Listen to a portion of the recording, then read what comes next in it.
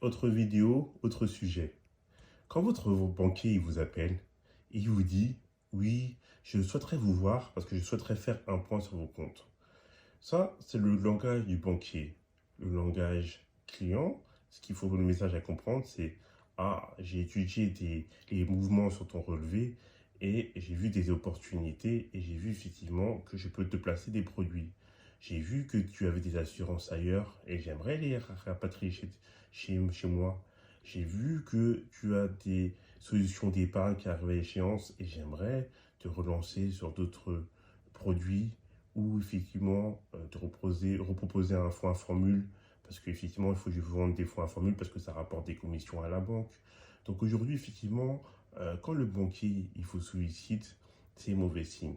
Je préfère que ce soit vous qui y allez parce que vous avez une vraie demande, que ce soit le banquier, parce que généralement le banquier ne s'inquiète pas. C'est aujourd'hui, effectivement, il s'inquiète pour comment je vais générer plus de commissions à la banque.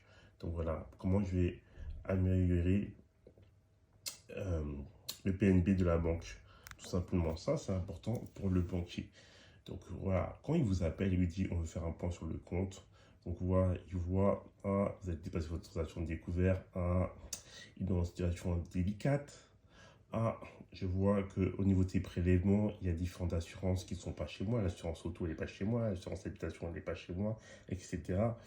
Ah, je vais l'appeler pour lui dire que je vais faire un point sur le compte. Mais en fait, c'est un rendez-vous tout simplement pour essayer de récupérer les assurances que vous avez ailleurs.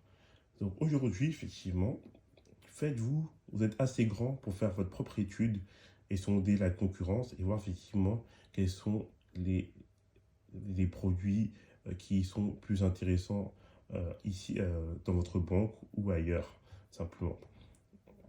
Vous n'avez pas besoin d'attendre votre conseiller pour cela. Vous regardez, vous demandez votre contrat d'assurance, vous regardez vos contrats, et puis allez, vous allez sonder la concurrence à gauche et à droite, et vous verrez, ça vous coûtera beaucoup moins que passer par la case banquier.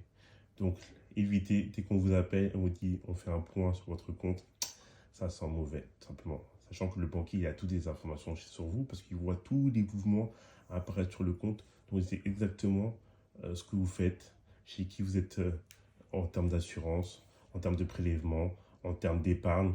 Donc il voit les autres assurances vie, il voit tout cela, tout cela. Donc quand il fait un point sur le compte, c'est parce qu'il a repéré tout ça sur vos relevés et que vous vous attaquez dessus.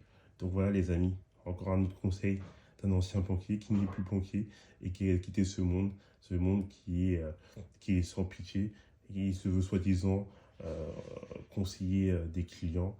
Mais en fait, il y a une telle pression que les conseillers ne peuvent même plus faire leur devoir de conseil.